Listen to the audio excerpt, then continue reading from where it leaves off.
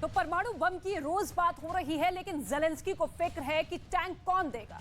अब जर्मनी से आए एक बयान ने ज़ेलेंस्की की तमाम तैयारियों पर पानी फेर दिया है। ये रिपोर्ट आप देखेंगे तो आपको पता चलेगा कि ज़ेलेंस्की क्यों डिप्रेशन में है, क्यों ज़ेलेंस्की को ऐसा लग रहा है कि युद्ध जीतना अब बहुत मुश्किल है और इसके लिए पुतिन की पावर नहीं बल्कि नाटो की कमजोरी जिम्मेदार होगी।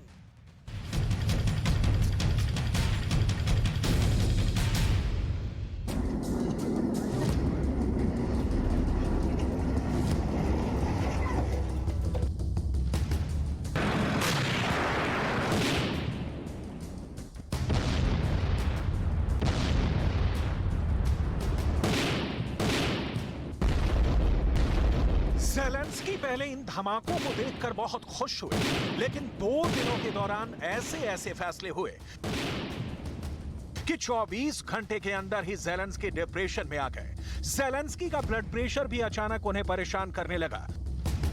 24 घंटे के अंदर हुए एक फैसले ने पूरे यूक्रेन और वोलोदिमीर ज़ेलेंस्की को यह यकीन दिला दिया है कि वो अब पुतिन को नहीं रोक पाएंगे।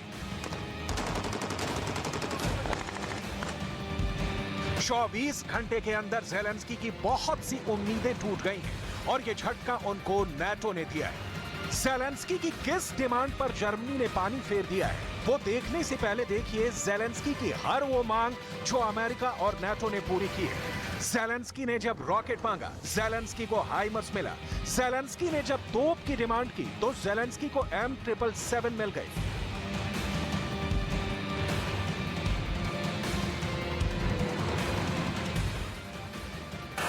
इन दोनों हथियारों की मदद से ही ज़ेलेंस्की ने खेरसोन को वापस जीता है। यही वजह है कि पुतिन इन दोनों हथियारों से बहुत नफरत करते हैं। ज़ेलेंस्की ने टैंक को लेकर अपनी आवाज तेज की और नाटो समेत पूरे यूरोप से कहने लगे कि उनको अब टैंक की बहुत जरूरत है,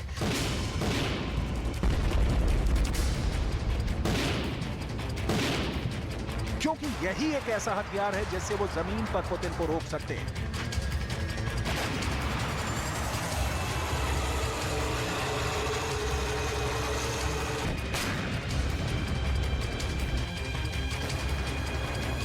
Елементів це танки, сучасні західні танки, про постачання яких ми домовляємось з партнерами. Я дякую всім, хто вже ухвалив відповідні рішення. Я дякую пану президенту Європейської ради Шарлю Мішелю, який був сьогодні в Києві, який дуже чітко закликає Європу. तो पहले तो जर्मनी, ब्रिटेन और अमेरिका ने बहुत बड़ी बातें की, बहुत उम्मीद दिलाई, लेकिन फिर बर्लिन से एक ऐसी खबर आई कि ज़ेलेंस्की का मूड ऑफ हो गया। एक बार फिर देखिए कि जर्मनी से टैंक को लेकर ज़ेलेंस्की ने क्या उम्मीद जाहिर की थी, और ये उम्मीद ऐसी थी जिस पर पुतिन की भी पैनी नजर थी। Ухвалити рішення про танки. І відповідна коаліція партнерів насправді вже сформована. І зараз ми чекаємо рішення фактично з однієї європейської столиці, яке активізує підготовлені ланцюжки співпраці щодо танків. Вірю, що сила німецького лідерства залишиться незмінною. ज़ेलेंस्की ने साफ कहा कि वो जर्मनी से बहुत उम्मीद लगाकर बैठे हैं, क्योंकि सवाल अब डॉनबास को वापस लेने का नहीं बल्कि खार्किव और कीव जैसे शहरों को बचाने का है। लेकिन जर्मनी के रक्षा मंत्री से एक ऐसा बयान आया कि इसे जर्मन लेपर्ड टैंक को लेकर लगाए जा रहे तमाम कयास पर ब्रेक की तरह देखा जा रहा है। Aber in meinem beruflichen Leben eine Erfahrung gemacht: wenn man nicht weiß, wann eine Entscheidung kommt und wie sie aussieht, sollte man versuchen, vor der Lage zu sein. Zelensky को टैंक देने पर फैसला ना करना भी एक तरह का फैसला कहा जाएगा। इस फैसले का ज़ेलेंस्की को बेसब्री से इंतजार था, लेकिन जर्मनी ने अपने बहुत ही खतरनाक टैंक लेपर्ड को लेकर यूक्रेन को पीठ दिखा दी है।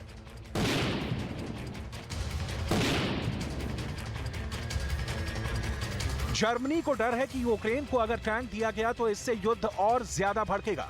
रूस अब नाटो को सीधे टारगेट पर लेगा, क्योंकि पुतिन साफ कहेंगे कि ये एक आक्रामक हथियार है, ना कि कोई डिफेंस वेपन सिस्टम। हालांकि ज़ेलेंस्की ने कहा है कि वो टैंक को यूक्रेन की सीमा के अंदर ही इस्तेमाल करेंगे, लेकिन दूसरा सच ये भी है कि पुतिन अब डॉनबास के 2 बड़े हिस्सों लुहांस्क और डोनेट्स्क को रूस में मिला चुके हैं, और पुतिन इस बात से खुश नहीं होंगे कि ज़ेलेंस्की नाटो से मिला टैंक लेकर डॉनबास की जमीन पर चढ़ाई करें।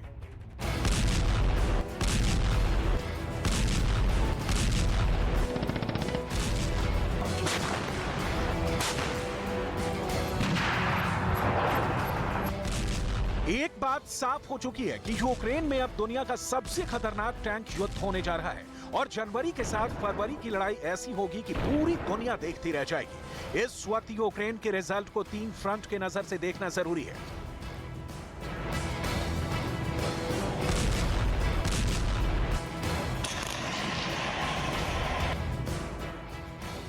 पुतिन खेरसॉन हार चुके हैं, लेकिन इसके बाद पुतिन सोलेदार जीत चुके हैं और अब पुतिन को पूरा डॉनबास बचाने के साथ साथ पश्चिमी यूक्रेन पर भी चढ़ाई करनी है।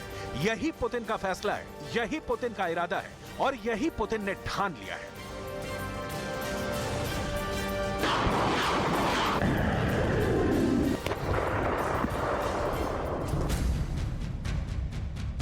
इसके लिए पुतिन ने बड़ी रणनीति बनाई है, क्योंकि अब जाहिर है कि टैंक अब यूक्रेन में बहुत ही खतरनाक युद्ध के लिए सबसे बड़ा हथियार बनने जा रहा है।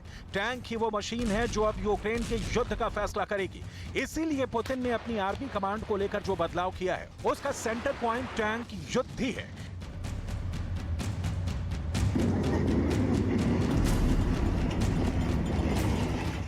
इसीलिए पुतिन ने अपने top tank commander Valery Gerasimov को चीफ ऑफ जनरल स्टाफ बनाया है। Valery Gerasimov armoured corps officer है और टैंक युद्ध के बहुत बड़े और खतरनाक खिलाड़ी माने जाते हैं। जनरल वैलेरी गेरासिमोव के आने के बाद अब रूस का फोकस टैंक वॉर पर है और साथ में होगी अटैक हेलीकॉप्टर की वो जुगलबंदी जिसके सहारे टैंक रेजिमेंट यूक्रेन की जमीन को चीरते हुए आगे बढ़ेगी। यूक्रेन में टैंक युद्ध बहुत खतरनाक दौर में पहुंच चुका है, क्योंकि दावे बहुत बड़े बड़े किए गए हैं।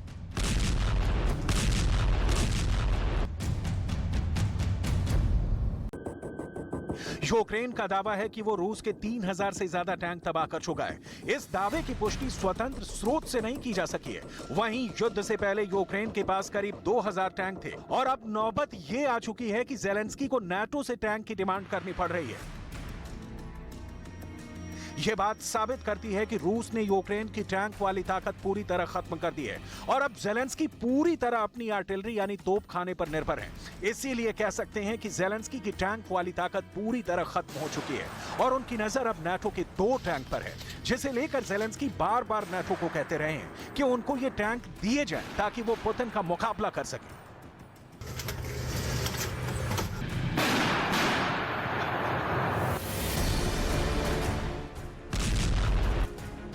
ये बहुत फुर्तीले हैं, बहुत घातक हैं। हमला ऐसा करते हैं कि टारगेट को हिलने का मौका न मिले।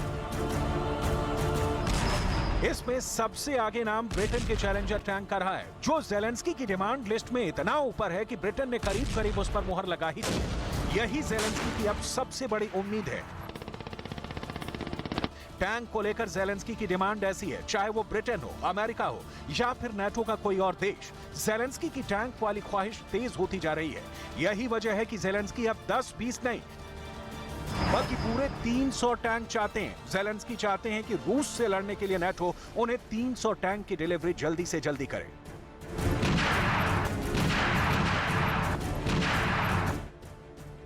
अब ज़ेलेंस्की की डिमांड लिस्ट में कौन कौन से टैंक रहे हैं वो जरूर देखिए, क्योंकि डॉनबास का मोर्चा सिर्फ और सिर्फ टैंक ही जिता सकता है। यही वजह है कि ज़ेलेंस्की ने सबसे पहले 2 टैंकों पर अपनी नजरें गड़ाई।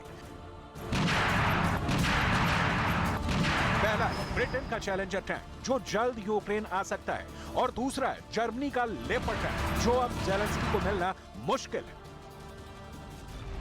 ब्रिटेन के चैलेंजर की गन 120 मिलीमीटर की है और जर्मनी के लेपर्ड की गन भी इसी साइज की है।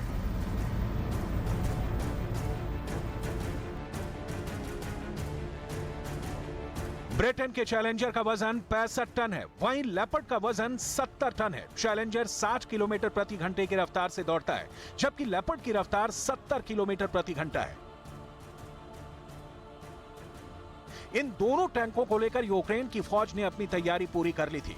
आपको रूस के एक टैंक कमांडर से मिलवाते हैं, उनकी बात पर जरूर गौर कीजिएगा।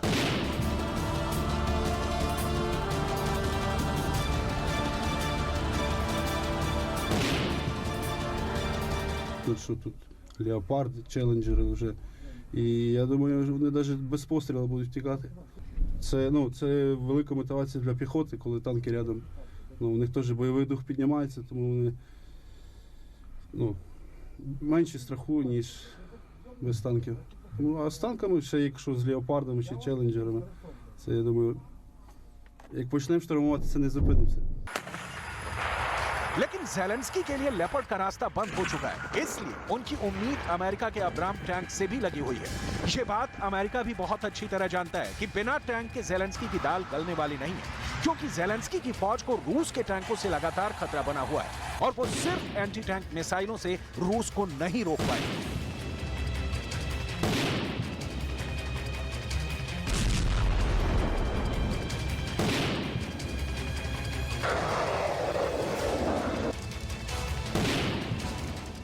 Also provide an ability to move efficiently around a battlefield, but of course they have much more firepower. And so it's perfectly understandable why President Zelensky, facing what he's facing in the Donbass and expecting to face those same threats going forward in coming weeks, would want some tanks, additional tanks. सवाल है, क्या America Ukraine को अपना tank Abram देगा? उसके आने की उम्मीद भी इतनी ज्यादा नहीं, क्योंकि तब ये अमेरिका के डायरेक्ट दखल के तौर पर देखा जाएगा। अमेरिका नहीं चाहेगा कि उसकी टक्कर रूस से डायरेक्ट हो, क्योंकि अब्राम अमेरिकी टैंक शक्ति की पहचान है, ठीक वैसे जैसे T-90 रूस की पहचान माना जाता है। अब्राम टैंक को लेकर अमेरिका ने क्या कहा है, वो भी बहुत गौर से देखिए।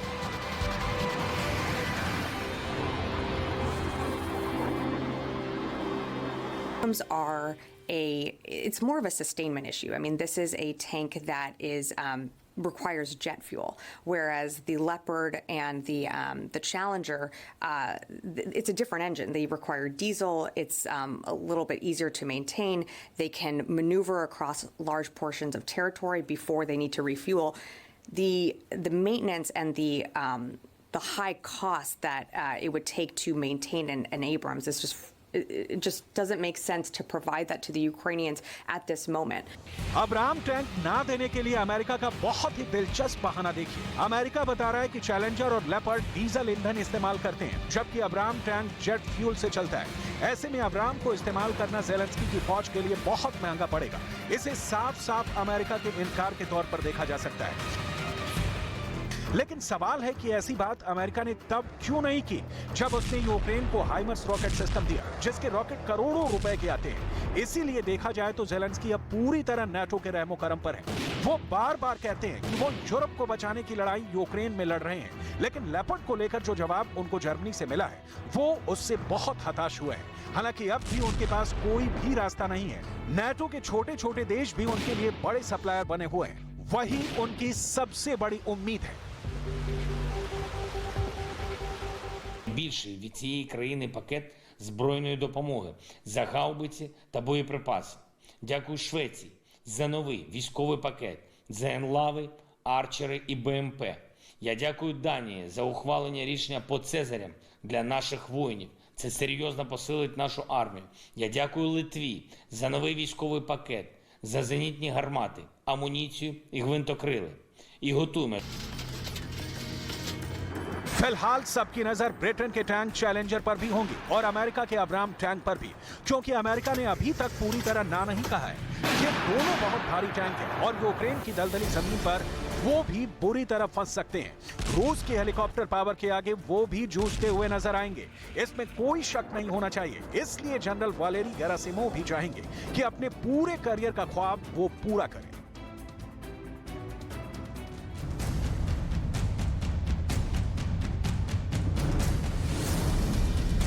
यानी नाटो के टैंक को अपनी सर्विस में ऐसी धूल चटाएं कि ब्रिटेन और जर्मनी से लेकर अमेरिका भी याद करे कि पुतिन के किसी टैंक कमांडर से पाला पड़ा था।